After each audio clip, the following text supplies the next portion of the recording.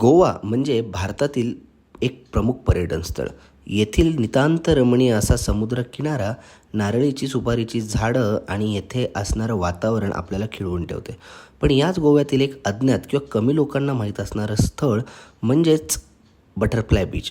तर आज आपण आमच्या या व्हिडिओच्या माध्यमातून गोव्यातील हे बटरफ्लाय बीच नक्की पहा आणि गोव्याला गेल्यावर दक्षिण गोव्यात म्हणजे साऊथ गोव्यात असणाऱ्या या बीचला नक्की भेट द्या.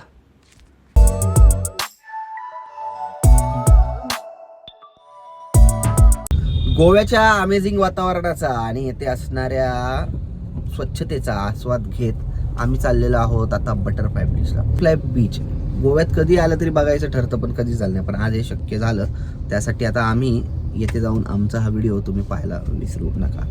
जय हिंद, जय महाराष्ट्र.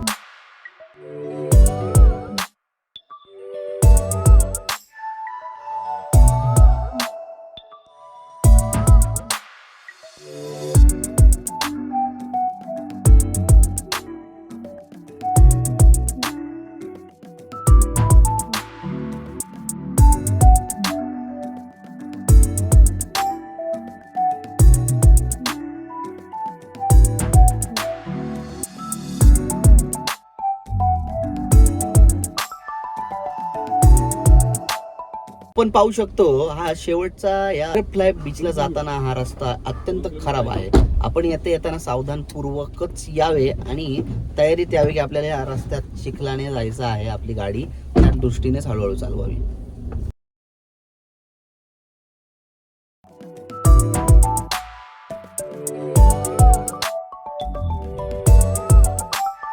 मला आज कळलं की आम्ही गोव्याला जेव्हा यायचो तेव्हा माझ्या मित्र मैत्रिणींना म्हणलो गोव्याला आपण बटरफ्लायला जाऊ, तेव्हा ते का टाळायचं याचं कारण आज कळलं. कारण की एवढा भयानक रस्ता आणि येथे येताना वाटणारी गाडी चालवण्याची आपली होणारी कसरत, त्यामुळे येथे येणं टाळलं जातं. पण आल्यावर आता आपण नक्कीच पाहूयात. अनुभवावरनं आणि ऐकण्यात असं येतं की खूप छान आहे. एवढं चालून आलोय, गाडी चालून आलोय, त्याचं कष्ट त्याचं सार्थकी इथं लागते का नाही आपण नक्की पाहूयात. इथे बटरफ्लाय बीचला 2.5 किलोमीटर अलीकडे आपल्याला गाडी लावावी लागते आपली, आणि यांच्या जीपमधून आपल्याला तिथे जावं लागतं. पार्किंगचे 100 आणि परत प्रत्येकी 250 रुपये. आता सप्टेंबर 2024ला 250 रुपये तिकीट काढून आपल्याला जाण्या येण्याचा त्यांच्याकडनं जीप असते.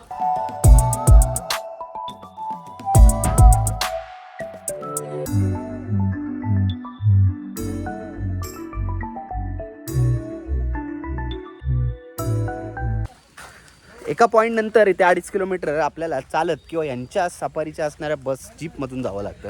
प्रायव्हेट व्हेकल तिथे न्यायला आपल्याला परवानगी नाही आहे. गोवा तसं येथे येणं म्हणजे थोडंसं खर्चिकच काम आहे. येथे आपल्याला जाणवतं. येथे देखील आपल्याला पार्किंग म्हणा किंवा येथे जाणाऱ्यानंतर सफारीचा खर्च हा देखील आपल्याला इथे बेअर करावाच लागतो.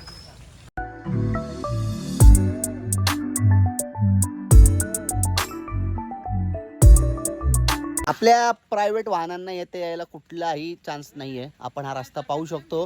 येथून जाणं म्हणजे खूप अवघडच काम आहे आपल्या प्रायव्हेट वाहनातनं. यांनी दिलेल्या मोठ्या मोठ्या चाकांच्या जीपमधूनच जावं लागतं आणि 2 व्हीलर तर इथं अक्षरशः विसरूनच जावं आपण सगळ्यांनी.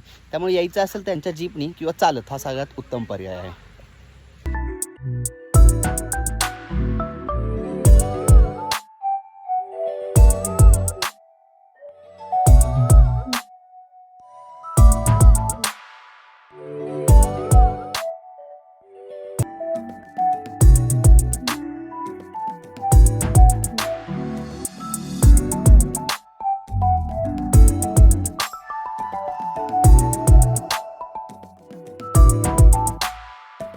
अर्ध्या तासाचा हा ट्रेकच म्हणावा लागेल. जरी सरळ रस्त्यातनं जंगलात नसला तरी हा ट्रेक करत आपण आता समुद्राच्या जवळ आलेलो आहे.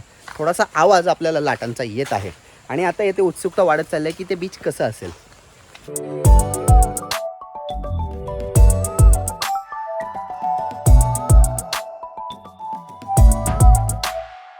सरते शेवटी आपण आता बीचला आलेलो आहोत.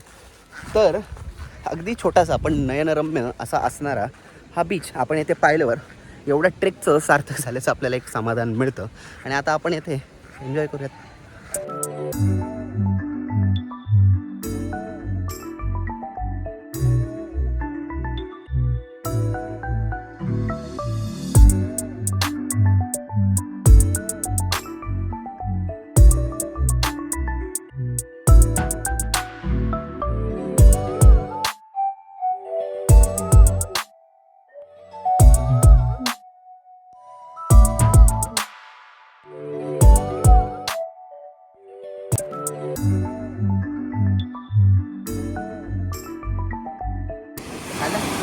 तर मित्रांनो, सरते शेवटी आपण आता या बीचवर आलेलो आहोत. तर या बटरफ्लाय बीचला जे एवढे वर्ष ऐकते गोव्याचं बटरफ्लाय, हे बटरफ्लाय बीच आपण पाहू शकतो.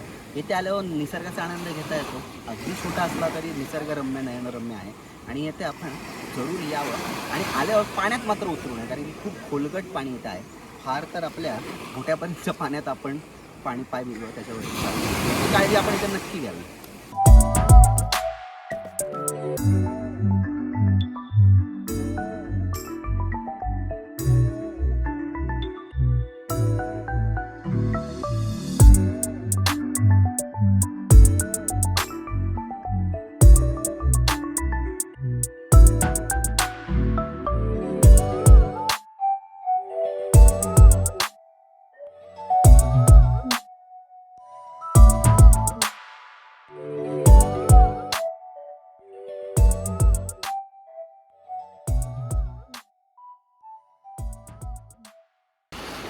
तर आता आपण या कशेरीच्या या पट्ट्यात आलेलो आहोत. येथे येताना निसर्ग आहे.